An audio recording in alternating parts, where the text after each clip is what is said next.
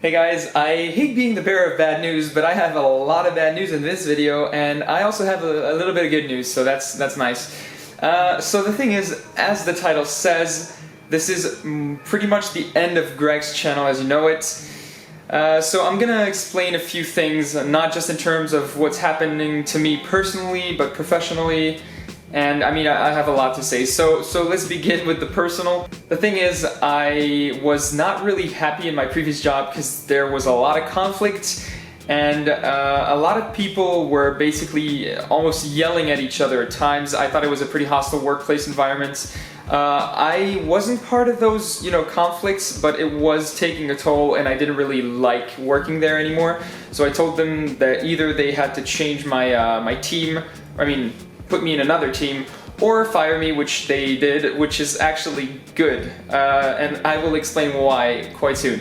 The thing is, the fact that they let me go allows me to have 2 years of unemployment checks, and that is great because I wanted to try YouTube full time, and it also coincided with something else that I'm working on.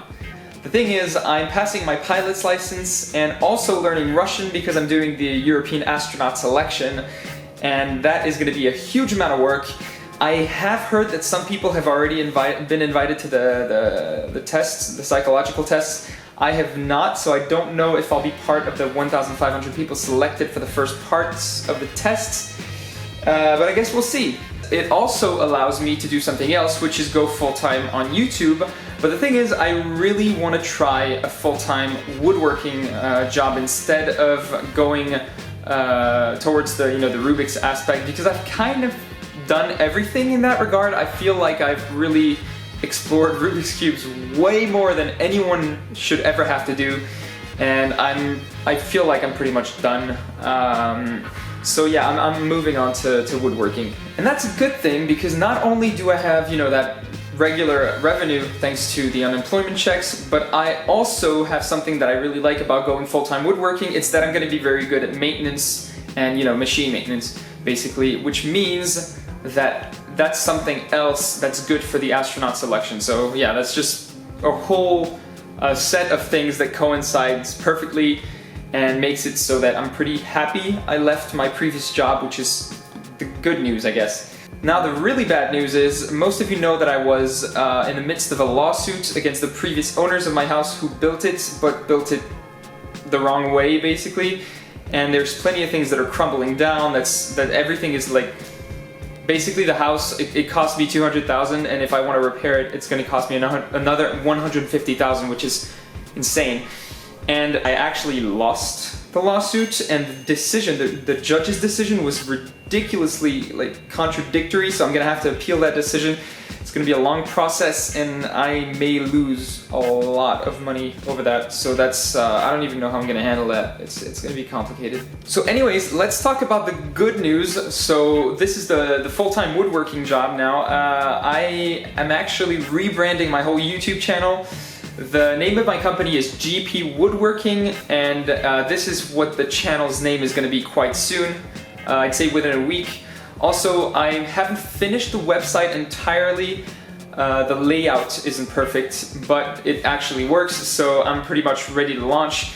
And I'm going to be selling pens, cutting boards, and custom furniture. And there are plenty of things I want to show you. So I'm going to start with the pens because I actually made a 3D configurator for everyone to basically create their own pen, and it looks really cool.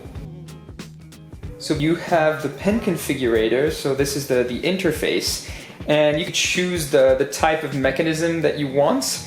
And for the different mechanisms, sometimes you also have the option to pick the color of the metal. So it's either gold or chrome.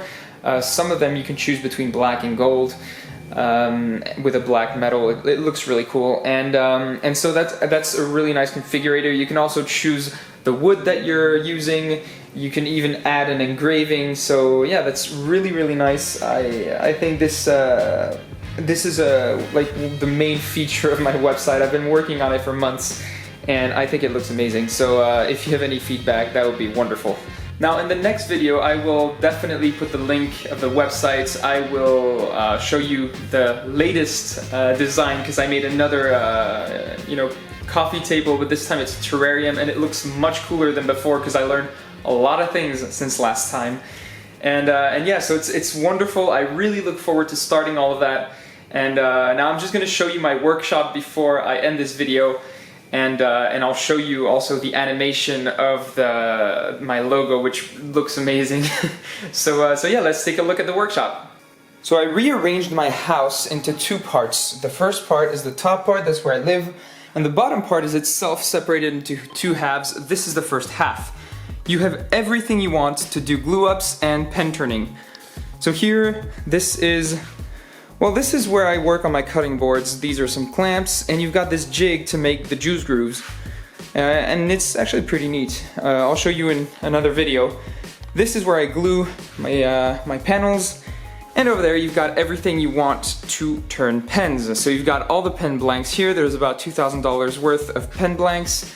Here you've got all the finishing materials for the pens. You've got the drill press for the blanks. And here is my custom lathe. I made it out of a CNC spindle. So obviously, considering I made it, it's very dangerous. Turns about 6 times as fast as any other lathe and is 3 times as powerful.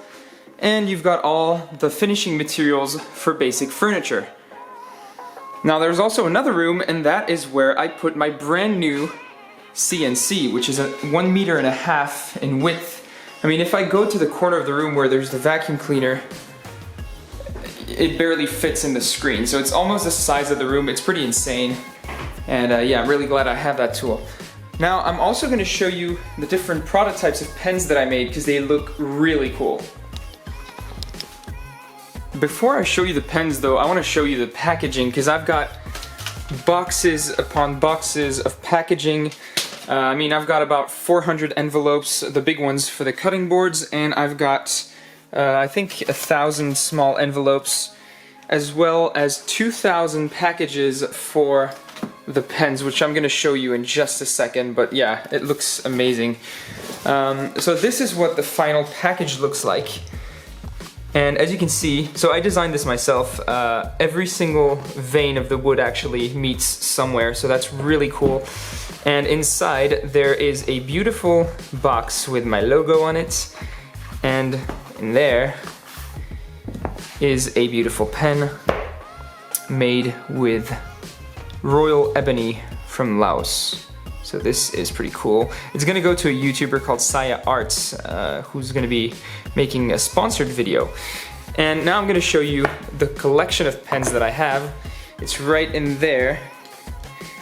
And so I've got these 3 pens. This is my entry-level sort of pens. So these are the elegance mechanism, the grace mechanism, the style right there. These are rollerballs, and these are ballpoint pens. This is the panache. It's also a rollerball pen. This is the evolution. It is a fountain pen.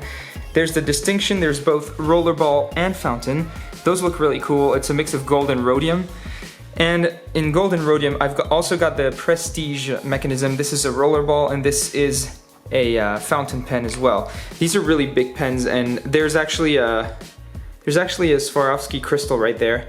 So that's pretty cool. And there's also going to be one last one. I haven't finished it yet, but it's called the Splendor mechanism, and it's got crystals, and they look really great. So yeah, that's about it for the pens. Let's move on to the second part of the shop. So this is the garage. This is where most of the dust happens. I've got an improvised workbench here. I've got my table saw, I've got my miter saw, also the vacuum station right there.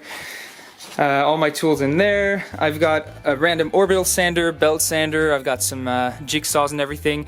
I have some jigsaws.